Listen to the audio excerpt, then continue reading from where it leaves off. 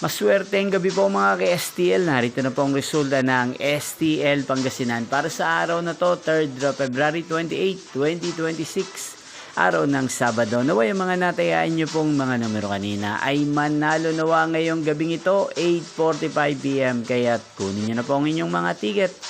Narito na po ang resulta. Ang mga numerong nanalo sa STL Pangasinan ngayong gabing ito, February 28, 2026, 8:45 PM. Third draw result, 26 at 8 in exact order. Again, 26 at 8. At ngayong gabing ito sa STL Pangasinan, natin pong i-shoutout ang lagi pong nanonood sa channel ito, si Ate Francine ng Pangasinan. Shoutout po sa inyo, Ate Francine. Sana po ay nasa maayos kayong kalagayan. At sa lahat po ng mga taga Pangasinan, shoutout po sa inyong lahat. Inyo pong napanood ang resulta ng STL Pangasinan.